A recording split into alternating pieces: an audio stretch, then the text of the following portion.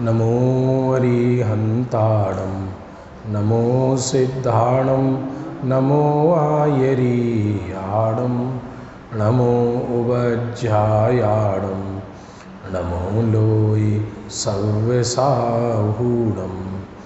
मंगलं भगवान् वीरो मंगलं गौतमो गणी मंगलं कुन्दकुन्दाद्यो जैन धर्मोस्तु मंगलम् सर्वमंगलमांगल्यं सर्वकल्याणकारकं प्रधानं सर्वधर्माणां जैनं जयतु शासनम्। अज्ञानतिमिरान्धानां ज्ञानाञ्जनशलाकया चक्षुरुन्मीलितं येन तस्मै श्रीगुरुवे नमः। आत्मा ज्ञानं स्वयं ज्ञानं ज्ञानात् करोति किं परभावस्य कर्तात्मा मोहोऽयं व्यवहारिणा। निज स्वरूप को परम रस जामे भरो अपार बंदो परमानंद में समय सारे अविकार। कुंद कुंद मुनि चंदवर अमृत चंद्र मुनि इंद्र आत्मरसी बानारसी बंदो पद अरविंद।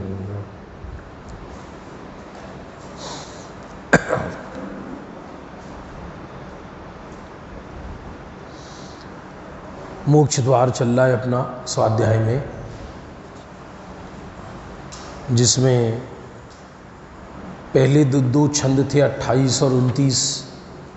उसमें मिथ्या दृष्टि की विपरीत प्रवृत्ति बताई कि वो अहिर्निश 8 पहर 24 घंटे केवल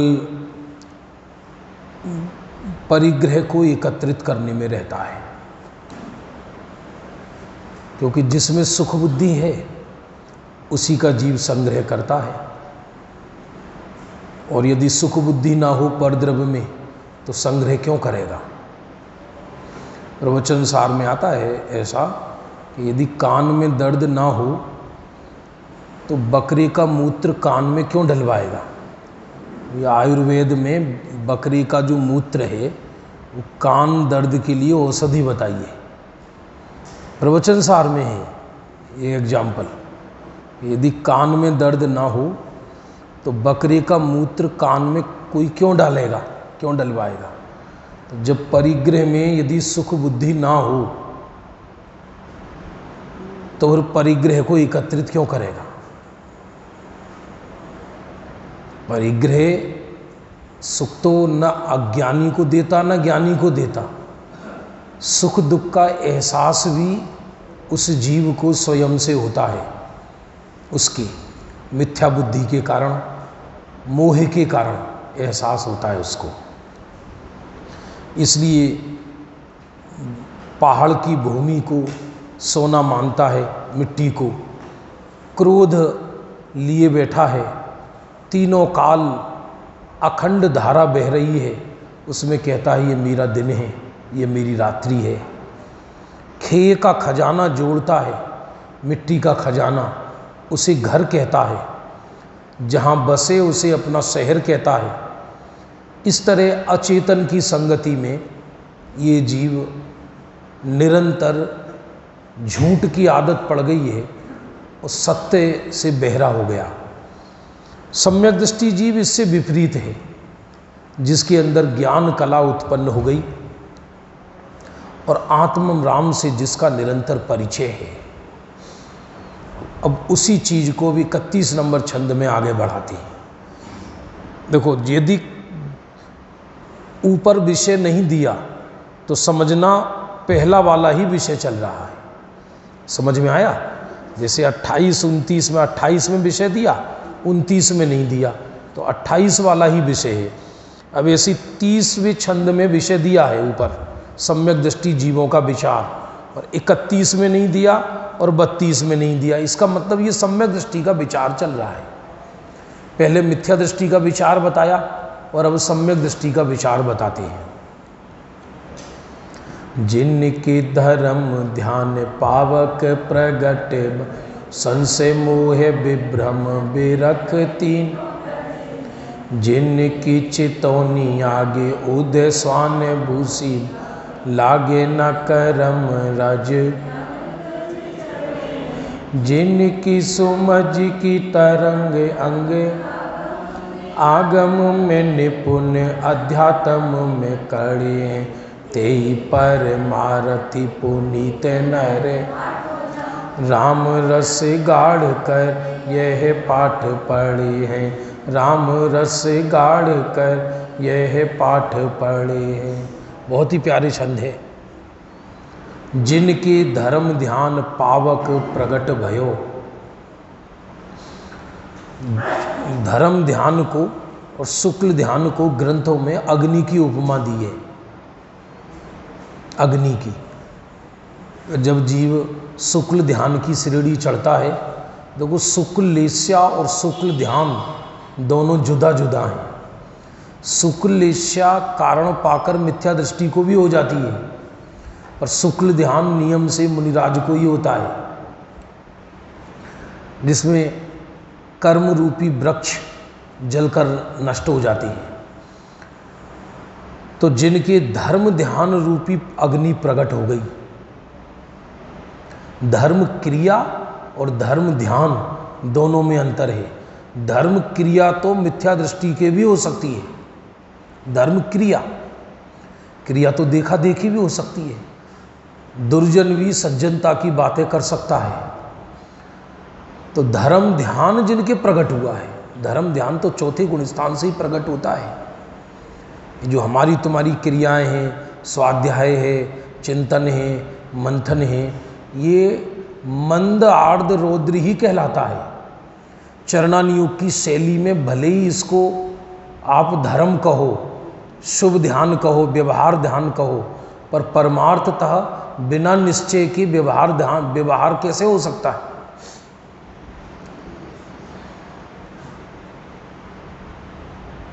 कल निकाला था किसी ने, गुरुदेव के अभाव के बिना, मतलब गुरुदेव से पूर्व लोगों में 7 भ्रांतियां थी। 7 भ्रांति के व्यवहार से निश्चय होता है, ये भी था उसमें। मैं मेरे पुरुषार्थ से मेरी पर्याय परिवर्तित कर सकता हूँ, जैसा निमित्त वैसा ही उपादान, ऐसे उसमें 7-8 उसमें लिखा था। व्यवहार से निश्चय नहीं होता, जब निश्चय हो तब जो यथासंभव उसके स्वभाव है वो व्यवहार नाम पाता है। और जिसे अपन पूर्वचर व्यवहार कहते हैं, निश्चय उत्पत्ति में जो निमित्त है उसे भी व्यवहार से व्यवहार कहते हैं। परमार्थतः देखा जाए वो व्यवहार भी जिसे पूर्वचर सम्यक दृष्टियों का पूर्वचर व्यवहार कहते हैं, जिससे उनको सम्यक दर्शन उत्पन्न होता है। सच्चे देव गुरु धर्म का शरण, तत्व निर्णय, इसको व्यवहार कहें या नहीं कहें, कि इसको चरणानुयोग की शैली में व्यवहार कहा है। तो जिनके धर्म ध्यान पावक प्रगट भयो, संशय मोह विभ्रम बिरख तीनों ढड़े। बिरख माने वृक्ष, अपभ्रंश हो जाता है हिंदी का ये। बिरख माने वृक्ष। ब्रज भाषा में ज़्यादातर आधे अक्षरों को पूरा कर देते हैं, तो ये ब्रज मिश्रित है। ये हल्दी को हद, कई जगह लिखा हद की फिटक लगे तो लगे। प्राचीन हिंदी तो वही है, बाद में खड़ी हिंदी का निर्माण हुआ। संशय मोह विभ्रम वृक्ष तीनों डले हैं, माने अग्नि को जल जाते हैं धर्म ध्यान से। जिनकी चितौनी आगे उदय स्वान भूसी भागे। क्या गजब लिखा है इसमें। जिनकी चितौनी आगे, इसमें चितौनी माने कहते हैं भौएं, माने जिनके आगे कर्म रूपी जो कुत्ते हैं वो भूख कर भाग जाते हैं। जिनकी चितौनी आगे उदय स्वान भूसी भागे। कर्म उदय रूपी जो स्वान माने कुत्ते भौंक कर भाग जाते हैं। कुत्तों का है, हाँ, सुदृष्टि माने कहते ना कि भाई उसकी दृष्टि मात्र से वीरों की, वो तो एग्जाम्पल है, और सिद्धांत सुदृष्टि है कि चितवन मात्र में कर्म को जीत लेते हैं। जैसे पलक झपकने मात्र से, जैसे कोई सूरवीर पलक उठाकर देख ले तो शत्रु उसी में भाग जाए, ऐसे ही जिनकी चितौनी आगे माने एक छोटी सी दृष्टि के आगे कर्म रूपी जो उदय है भौंक कर भाग जाता है। उदय तो असंख्यात भवों के भी रहते हैं। 33 सागर को असंख्यात के अंदर गर्भित किया है, संख्यात के अंदर नहीं, असंख्यात। 70 कोड़ा कोड़ी कौन कौन से कर्म के उदय जीव को आ जाते हैं बाहर में, उदय में। और हम ये कहते हैं कि हमने तो इस जन्म में कुछ नहीं किया, भगवान हमको ही सता रहा है, भगवान हमको ही सता रहा है। सच बात तो ये दुनिया भगवानों से बहुत परेशान है। धर्म के नाम पर अंधे हो गए लोग, और इतना भारी धर्मांधता फैली है विश्व में। लोग ये कह रहे हैं प्रचार बढ़ रहा है, मैं ये कह रहा हूँ प्रचार बढ़ रहा है तो जैनी कितने बढ़ गए। प्रचार, यदि कोई कहे प्रचार बढ़ रहा है तो जैनी कितने बढ़ गए, एक भी नहीं बढ़ा। अब धर्मांधता के कारण पूरा वो खड़ा हो गया नया बखेड़ा राजस्थान में। धर्मांधता पूरी। मैं तो कह रहा हूँ सुख शांति चाहिए तो बाहर में धर्म का प्रचार बंद होना चाहिए। आपको कैसी बातें कर रहे हो, ये तो प्रभावना बंद हो जाएगी। बाहर का, इससे क्या है, लोगों के अंदर कसाएं जागृत होती हैं एक दूसरे में। मैंने एक पुस्तक पढ़ी थी राष्ट्रीयवाद के ऊपर कि जब अधिक राष्ट्रीयवाद सर पर छाता है, अधिक राष्ट्रीयवाद, तब दो देशों में युद्ध खड़े होते हैं। अब आज इस युग में कसाई तो मंद किसी की है नहीं, तो हर व्यक्ति अपने को श्रेष्ठ कह रहा है। तो अब तो प्रचार के नाम पर व्यक्ति, प्रचार के नाम पर कह ले हम भी प्रचार करेंगे, लो हम भी प्रचार करेंगे, हम भी प्रचार करेंगे, तो उस प्रचार की आड़ में कसाएं व्यक्त हो रही हैं। मुनिराज प्रचार नहीं करते थे क्या? मुनिराज प्रचार नहीं करते थे क्या? धर्म कम है और धर्मांधता ज्यादा है। वो तो सहज प्रभाव ना हो जाए, नहीं हो तो नहीं हो। ऐसा युग है कि असत्य को असत्य भी कहोगे तो सूली चढ़ा दी जाएगी, सूली चढ़ा दी जाएगी। ऐसा मामला है।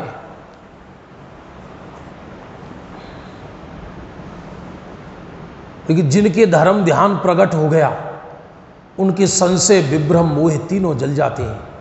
और जिनकी चितौनी आगे, जिनकी पलकों के आगे, भौं के आगे, सुदृष्टि के आगे कर्म रूपी स्वान भौंक कर चले जाते हैं। कुत्ता कभी कुत्ते को कुत्ता क्यों कहा जाता है? इस शब्द किसने बनाया? यानी कुत्ता शब्द कितना, इतना शब्द, सुअर शब्द भी खराब नहीं है जितना कुत्ता शब्द खराब है। कुत्ता बोला, कुत्ता अपनी जाति का सगा नहीं है। आप देखो, कुत्ते मनुष्यों की सेवा तो करेंगे कुत्ते, लेकिन अपनी जाति का सगा नहीं है। कुत्ते में आदत है कि वो श्रेष्ठ अच्छा बुरा किसी को नहीं देखता, जिसे देखे उसी को देखकर भौंकता है। स्वान जो होता है, तो कर्म रूपी स्वान भौंक कर चले जाएंगे। क्या होगा? कौन कौन से उदय में आ जाते हैं, कितने कितने, क्या गजब है। ये भी कैसी गजब है। अंतर मुहूर्त बाद केवल ज्ञान होने वाला है। किनको? पारसनाथ को। और अंतर मुहूर्त पहले तीव्र असाता की उदीर्णा हो रही है। उदय भी नहीं, उदीर्णा हो रही है। ये तो तीर्थंकरों के लिए की चर्चा है, तीर्थंकरों की चर्चा। और सुनो, अंतर मुहूर्त बाद, अंतर मुहूर्त नहीं, जिनके गर्भ में आने से 6 महीने पहले रत्नों की वर्षा होगी। कौन? राजा श्रेणिक, महापद्म, और वो नरक में कष्ट भोगेंगे उन 6 महीने में। भले ही ऊपर की मार ना पड़े, क्योंकि जो तीर्थंकर का जीव नरक से निकलकर आता है तो नरक में 6 महीने पूर्व से ही उनको ऊपरी मार पड़ना बंद हो जाती है, लेकिन अंतरंग शरीर संबंधी दाह है, पीड़ा, वो बंद नहीं होती। यहाँ गीत गाए जा रहे हैं और वह नरक में पीड़ा है। ऐसा है अजब गजब। कर्म रूपी स्वान भोग कर चला जाता है और लागे ना कर्म राज रज ज्ञान गज चढ़े। कर्म रूपी धूल उड़ती रहती है, हाथी है ऊंचा, कुत्ते भौंकते रहते हैं, और वो ज्ञानी है, ज्ञान रूपी हाथी पर बैठा हुआ है।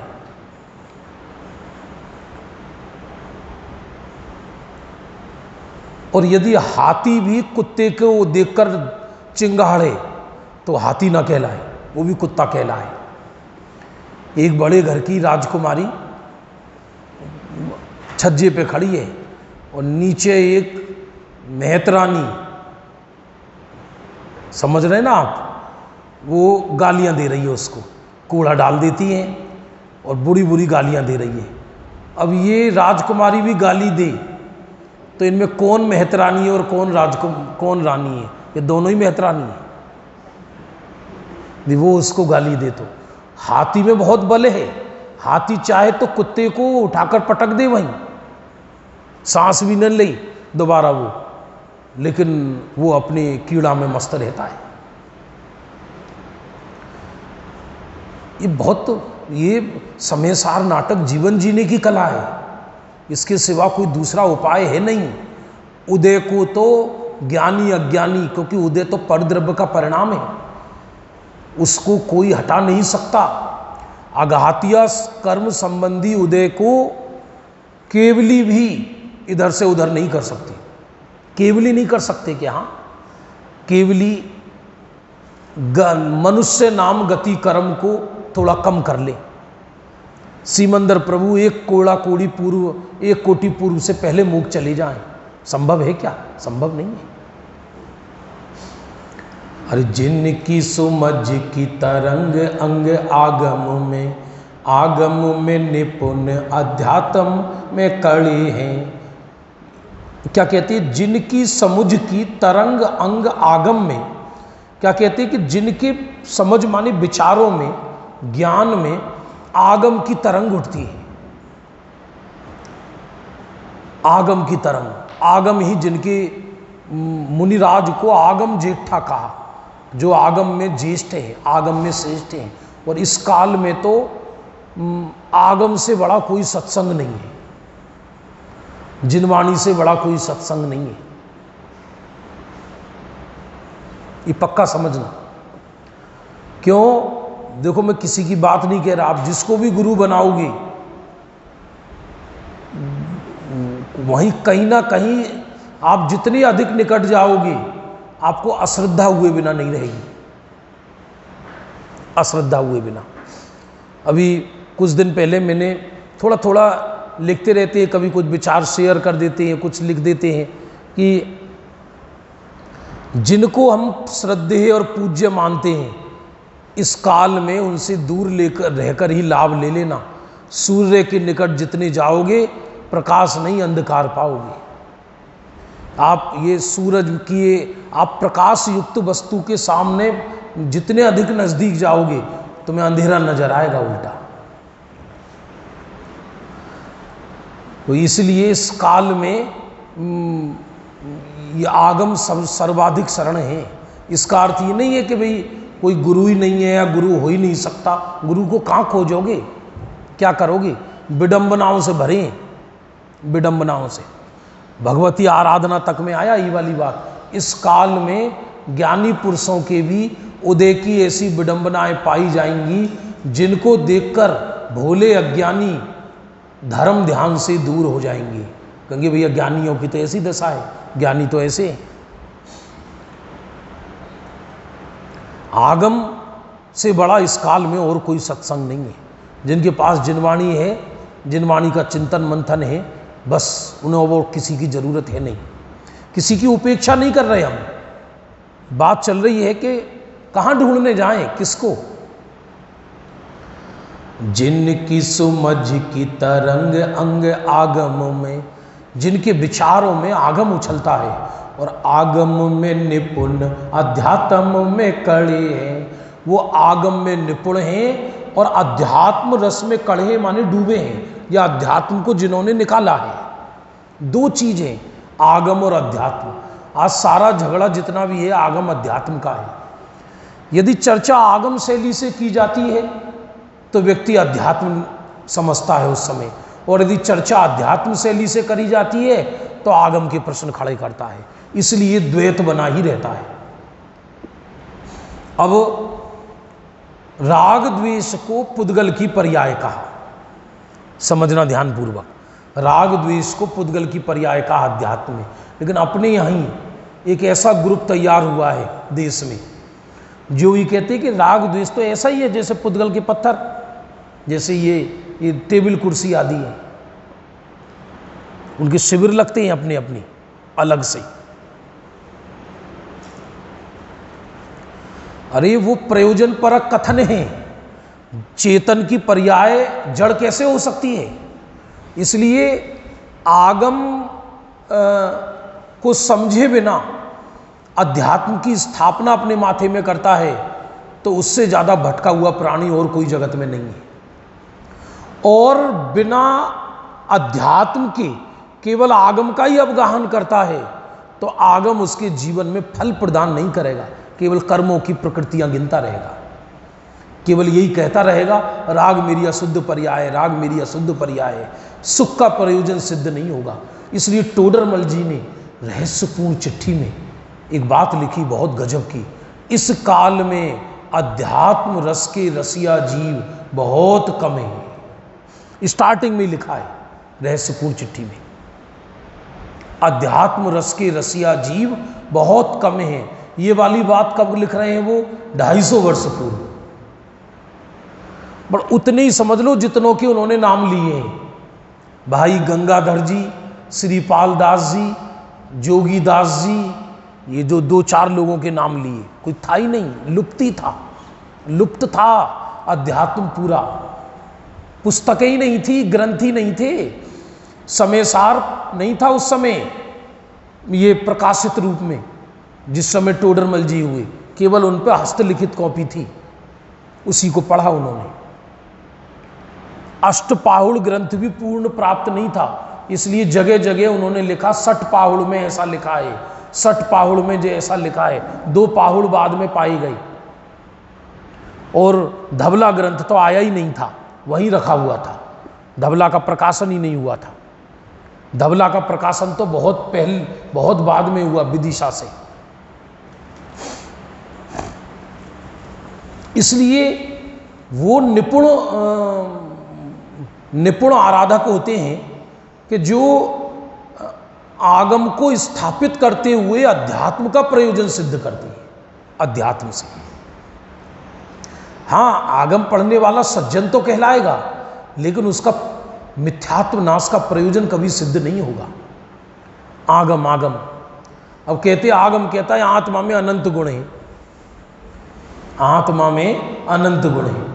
अध्यात्म ये कह रहे हैं दर्शन नहीं, ज्ञान न चारित्र, ये सब व्यवहार पसारा, निज ध्रुव अनुपम है अपना, ये ही हो लक्ष्य हमारा।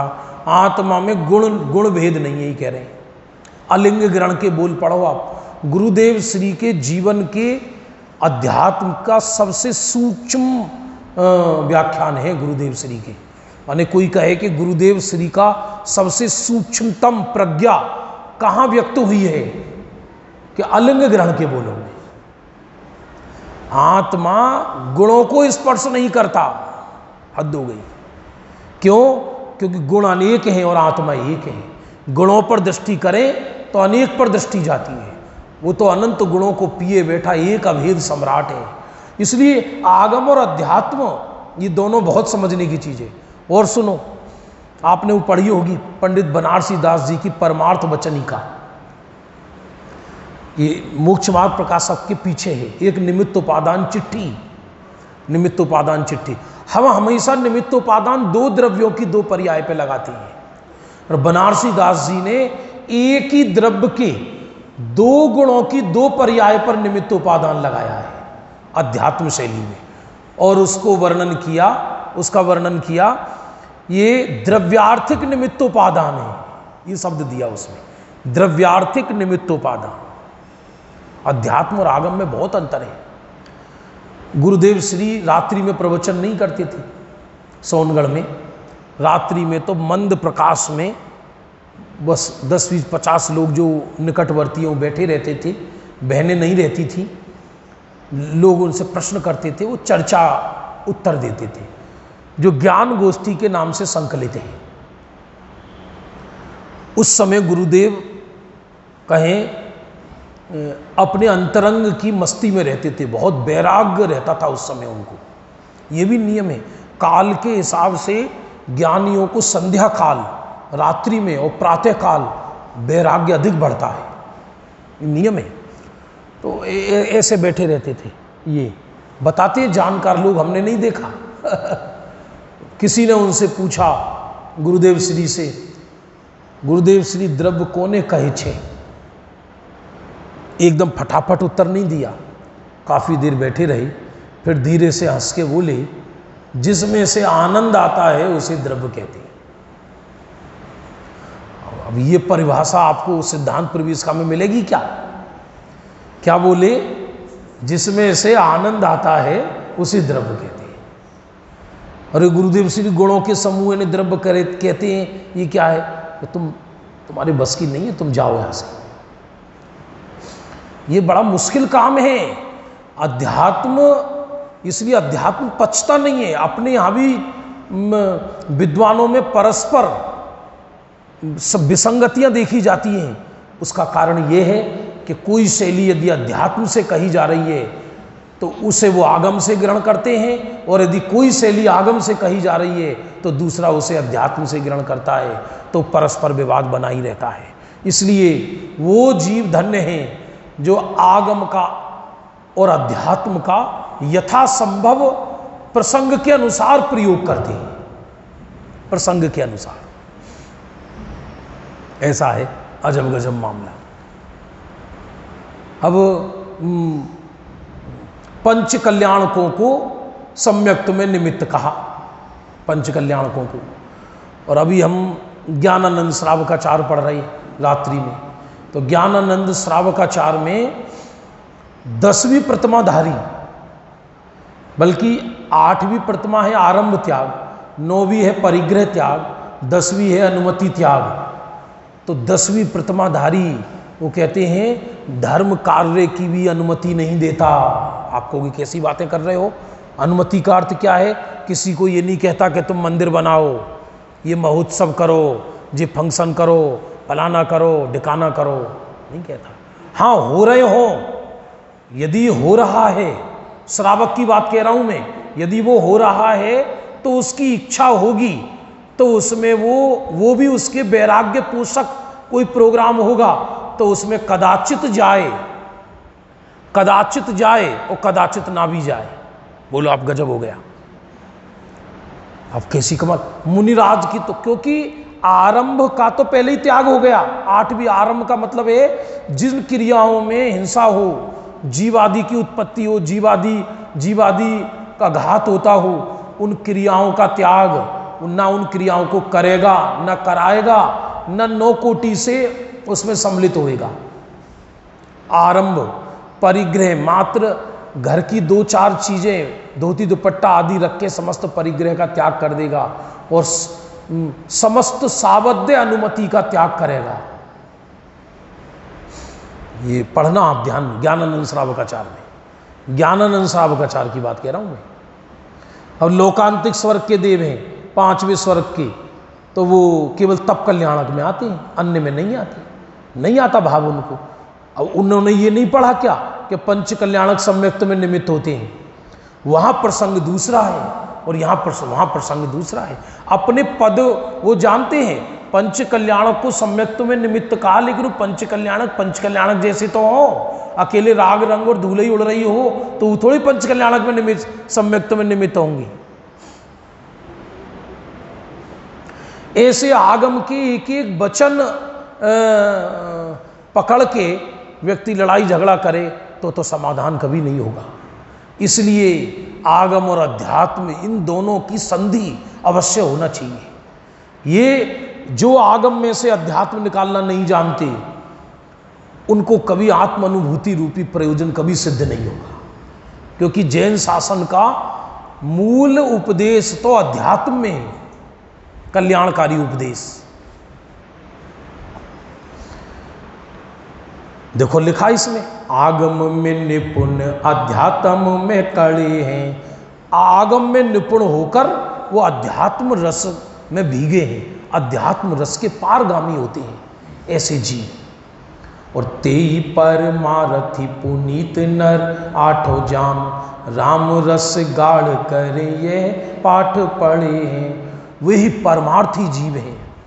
आठों जाम माने, याम माने प्रहर, आठों प्रहर माने 24 घंटे राम रस गाढ़ करें, आत्मा के रस की रुचि बढ़ती है उनको, और यह है पाठ पढ़ें, यही पाठ पढ़ते हैं, कोई और दूसरा काम नहीं है उनको। दुनिया कैसे चलेगी, विश्व का कैसे होगा, ये सब व्यवस्था पुद्गल कोई चिंता नहीं है, तो हमें क्या चिंता। पुद्गल की चिंता जीव को हो रही है, दुनिया कैसे चलेगी, विश्व का क्या होगा, कि पुद्गल को जैसे परिणमन करना है वैसे परिणमन करेगा। यदि पुद्गल का परिणमन हम ही करा सकते होते तो शरीर का परिवर्तन कर लो ना, शरीर को अपने अनुसार चला लो ना, क्या करेगा जीव। इस समय सार नाटक कोई साधारण ग्रंथ नहीं है, आराधना जनित ग्रंथ है। देखिए अर्थ, जिनकी धर्म ध्यान रूपी अग्नि में संशय विमोह विभ्रम ये तीनों वृक्ष जल गए हैं, जिनकी सुदृष्टि के आगे उदय रूपी कुत्ते भौंकते भौंकते भाग जाते हैं, करे क्या। यदि शेर चूहे के पीछे भागे तो शेर हास्य का पात्र होगा, सिंह हास्य का पात्र होगा, तो कर्मों के कर्म तो नजर ही नहीं आते।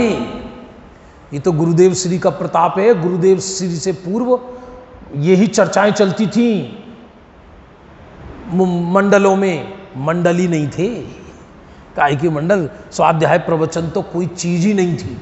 हमें खूब याद आती है, हमारे गांव में जेवर में हम बहुत छोटे थे और 10 लक्षण में हमारी मम्मी उंगली पकड़ के हमें मंदिर लेके जाती थी। बोले एक पंडित जी आए हैं, प्रवचन हो रहा है, थोड़ी देर वहाँ बैठ जाइयो, थोड़ी देर बैठ जाइयो। तो हम उनके साथ जाते तो उन्हीं के पास बैठ जाएं, तो पीले से उछार में से ग्रंथ खोलें और ऐसे ऐसे करके कागज खोलें, 10-20 लोग मरे गिरे से बैठे रहते थे बिल्कुल दुनिया से उदास। और उसके बाद होते थे सांस्कृतिक प्रोग्राम, तो पीछे से आदमी बच्चे बड़े झांक झांक के जाते थे, ऐसा बोलते थे अभी पंडित बोल ही रहो है, अभी बंद नहीं हुए, अभी बंद नहीं हुए, ऐसे बोल बोल के जाते थे, अभी बंद नहीं हुए। और फिर जब 10-20 लोग, 10-20 तो बहुत, वो मंदिर का अध्यक्ष लोगों को पकड़ पकड़ के बैठाते थे, कहते थे सुन लो, अरे भाई इतनी दूर से पंडित जी बुलाए हैं, तुम्हें शर्म नहीं आती क्या, बैठो, ए बहन जी बैठो यहाँ, ए बहन जी बैठो क्या। तो कई बहनें के तू ही सुन लेना, हमें नहीं सुनना, हमारे नहीं आता कछु समझ में। ये हालत थी, ये आंखों से देखे दृश्य हमने। फिर भुज्जक आते थे, भुज्जक, तो वो प्रवचन जब खत्म हो जाता था, अब वो शेर शायरी ये भजन सुनाते थे, उसमें पब्लिक आती थी डट के। ऐसी परिस्थिति अब उल्टा हो गया, मुमुक्षु समाज में तो बिल्कुल उल्टा हो गया। यदि प्रवचन ना हो तो आप बुला के दिखा दो सांस्कृतिक प्रोग्राम में, एक भी आएगा नहीं, आएगा नहीं एक भी। टेस्ट ही बदल गया ना, टेस्ट। सिद्धों से जाति बनने लगी अपनी। कोई साधारण बात नहीं है। अपने अपने भाग्य को सराहो कि हम मुमुक्षु हो गए, अपने भाग्य को सराहो, बहुत बड़ी।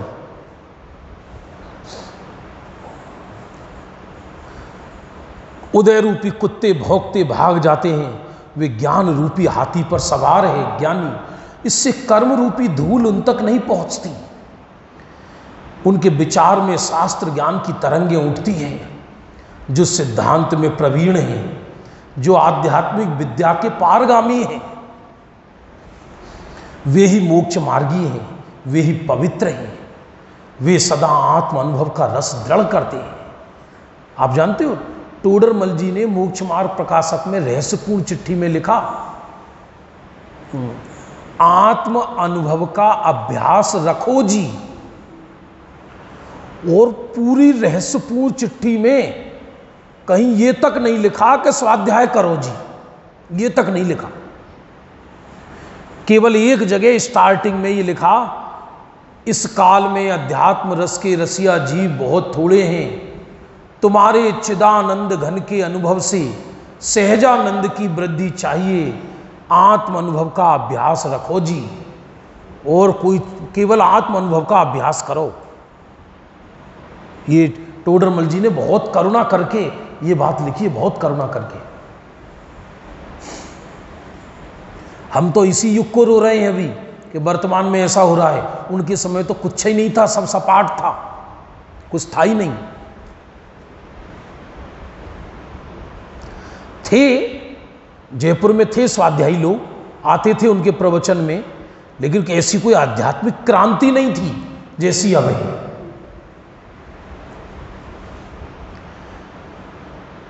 वे मोक्ष मार्गी, वे पवित्र हैं, वे सदा आत्म अनुभव का रस दृढ़ करते हैं और आत्म अनुभव ही का पाठ पढ़ते हैं और वही आत्म अनुभव का पाठ पढ़ाते हैं। आप गुरुदेव को देखो, बहुत लोग आते थे गुरुदेव के पास। कई तो ऐसे आते थे कि हम श्वेतांबर मंदिर में जाएं या नहीं जाएं। किसी ने उनसे प्रश्न पूछा, हम श्वेतांबर मंदिर में जाएं या नहीं जाएं। उन्होंने कभी क्रियाओं पे ज़्यादा वजन देकर, ये तो छोचे लोग होते हैं कि प्रश्न पूरा हुआ नहीं और फटाफट उत्तर। अरे भाई साहब, तुम्हारा उत्तर से इतिहास बिगड़ सकती है और तुम्हारे उत्तर से इतिहास सुधर सकती है। खूब पहले विचार करो तब उत्तर दो। तो 5 मिनट तक तो कोई उत्तर ही नहीं देते थे और इसके बाद कहते थे स्वाध्याय करो, सब समझ में आ जाएगा।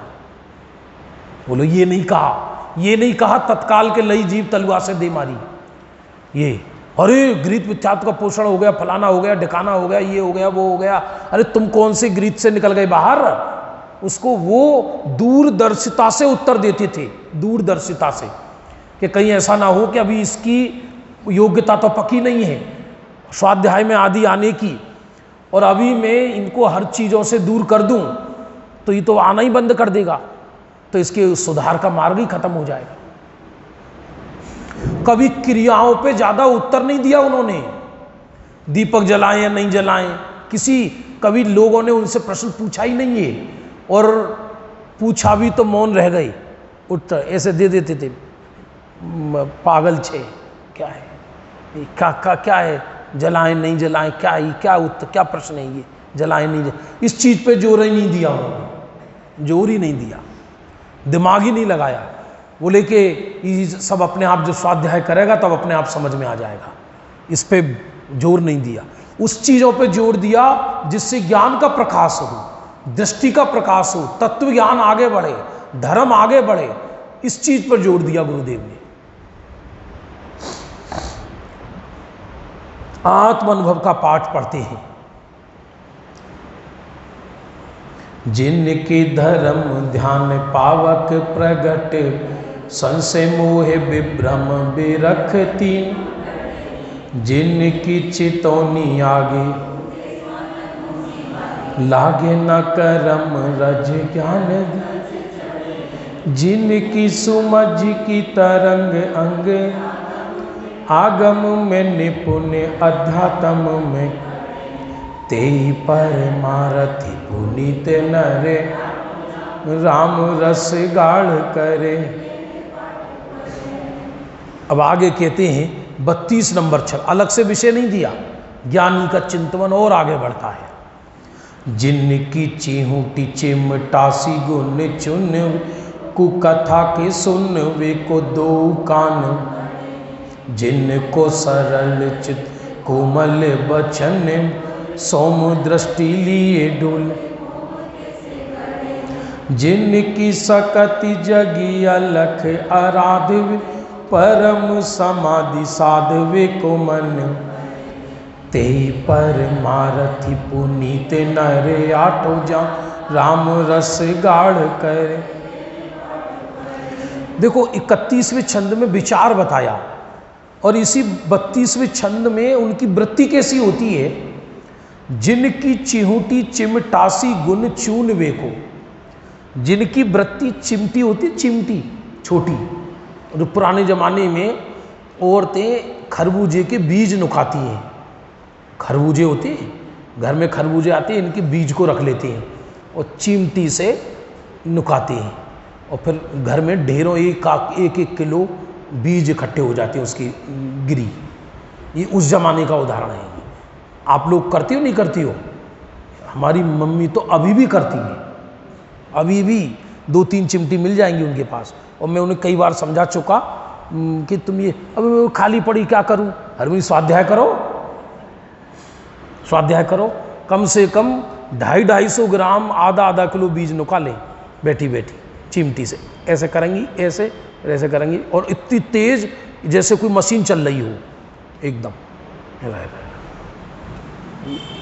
अभी भी कह रहा हूं मैं, ये अभी तो बरसात हो गई, अभी बंद हुआ है, यानी तुम बंद करो ये सब, ये बीज मत नुकाओ, प्रवचन सुनो। कोई किसी को सुधार नहीं सकता, ये कोई किसी को, जिसका जो रस पड़ गया उसका रस वैसा ही रहता है। मैं किसी की बात नहीं कर रहा, ये जो कहा जाता है ना सत्संगति से आदमी सुधरता है, ये व्यवहार कथन है।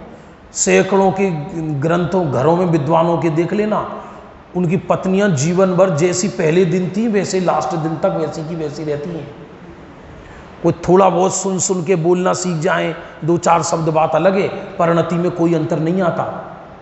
सबकी बात नहीं कह रहा, नीति बता रहा हूं, अधिकतर ऐसा मिलेगा, अधिकतर। सत्संगति संगति करो, अरे चरणानियोग की शैली है, संगति करो। गुरुदेव की संगति बहुतों ने करी, दूसरे गुरुदेव क्यों नहीं हो गए? व्यवहार कथन है। मारीची आदिनाथ के घर में ही जन्मे थे, व्यवहार कथन है। ये तो जिसकी होनहार करोड़ों उपाय कर ले, जब तक जिस जीव की होनहार सही नहीं हो, होनहार ना आ जाए, तीर्थंकरों की गण में पैदा हो जाए, सारे तीर्थंकर एक साथ उतर आए, तो भी उसको इस मार्ग में लगाने में समर्थ नहीं है। यह है जैन शासन। जैन शासन ये है। सोगानी जी से पूछा कितनी देर स्वाध्याय करना चाहिए, कितनी देर? महापुरुष थे वो, तो होना ही दुर्लभ है। वो भी जल्दी उत्तर नहीं देते थे, उत्तर तो देते नहीं थे, वो तो पत्रों में उत्तर लिखकर भेजते थे। तो क्या उत्तर दिया उन्होंने? सबसे पहले प्रथम ये दृष्टि ही झूठी है कि सुनकर मिल जाएगा, सुनकर मिल जाएगा, ये दृष्टि ही झूठी है। और पर लक्ष्य पूर्वक श्रवण किया हुआ तत्व देह छूटने से पहले ही खत्म हो जाता है, यहाँ अगली पर्याय में भी साथ नहीं जाता। और आत्म लक्ष्य पूर्वक जो आराधना करता है, तो जैसे ही 9वें गुण स्थान में आता है, वैसे ही उसको 10 पूर्व तक का ज्ञान ऑटोमेटिक हो जाता है। कहाँ लिखा? तत्वार सूत्र के एक सूत्र में, शुक्ले चाद्य पूर्व विधि। इसका अर्थ समझे आप? शुक्ले चाद्य पूर्व विधि माने आदि के 2 शुक्ल ध्यान के 4 भेद हैं, तो शुक्ल ध्यान के पहले 2 भेद पूर्व विद को होते हैं। पूर्व विद जो पूर्व का ज्ञाता है, पूर्व का ज्ञाता। तो 8वें गुण स्थान में जैसी प्रारंभ, 8वें के भी 2 भेद हैं, एक साति से एक निरति से। जो नहीं, 7वें के 2 भेद हैं, 8वां तो साथी से ही कहलाता है। तो जैसे 8वें में प्रवेश करता है, प्रवेश होते ही स्वयमेव आत्मरिद्धि के बल से अंगों का और पूर्वों का ज्ञान हो जाता है, बिना किसी पढ़े, बिना पढ़े, बिना पढ़े। इसलिए आत्मलक्षी स्वाध्याय ही, आत्मलक्षी स्वाध्याय अगली पर्याय में संस्कार के रूप में साथ जाता है। लेकिन आत्मलक्षी स्वाध्याय नहीं हो और केवल पढ़ने की तृष्णा हो, जानकारी एकत्रित करने की तृष्णा हो, ये केवल, हाँ थोड़ा बहुत मंद कसाय होगी, उसका लाभ मिलेगा, ऐसा नहीं है, उसका लाभ मिलेगा इस जीव को। ये इतना गजब का छंद है, ये हम तुम सबको समझने लायक है। आत्मार्थी की वृत्ति कैसी होनी चाहिए। कहीं भी जरा चर्चा चले बाहर में, किसी के साथ ऐसा हो गया, कोई धर्मी भ्रष्ट हो गया या कुछ ऐसा हो गया, हे तुमने सुना है ऐसा हो गया, हे तुमने सुना है ऐसा हो गया, हे तुमने सुना है ऐसा हो गया, वो देखो हम तो पहले ही कहते थे वो आदमी सही नहीं है, हम तो पहले ही कहते थे। यहाँ क्या कह रहे हैं कि जिनने कुकथा को सुनने के लिए अपने काड़ मढ़ लिए हैं, किसी की निंदा सुनने के लिए सदा सदा के लिए अपने कानों को ढक लिया है। आइए चर्चा सुनना इसमें, बहुत गजब की। भाई साहब, माघ नंदी जैसे, माघ नंदी जैसे, माघ नंदी साधारण नहीं हुए, साधारण व्यक्ति नहीं हुए माघ नंदी जैसे, और वो भी शिथिल होते देखे गए। और बाद में वही माघ नंदी, माघ नंदी की परंपरा में है कुंद कुंदाचार्य, पढ़ो आप ग्रंथों में परंपरा। माघ नंदी, माघ नंदी के जिन कुंद कुंद, माघ नंदी, जिनचंद्र और कुंद कुंद, ऐसा है। मैं कुछ भूल रहा हूं, थोड़ा शिथिल हो रहे हैं उसमें। तो ज्ञानियों की दृष्टि कैसी होती है दूसरों के विषय में भी। प्रथम तो दूसरों के विषय में वो ज़्यादा चिंतन करते नहीं, दुनिया तो दुनिया के ढंग से चलेगी। अब समुद्र का पानी खारा है, किसी उपाय से मीठा किया जा सकता है क्या? ये सोच ही गलत है कि हम विश्व को सुधारेंगे। तो जिसकी ये सोच खत्म हो गई कि हम विश्व को सुधारेंगे, तो उन्हें विश्व को देखकर फिर चिड़चिड़ी होती नहीं, इरिटेशन होता नहीं। ये इसमें ज्ञानी की वृत्ति बता रहे हैं कैसी है, कल लेंगे समय में। चैतन्य का स्मरण प्रति क्षण ही करो रे, भव के अंत दुख को पल में हरो रे, अक्षय सौख्य निधान पाओ,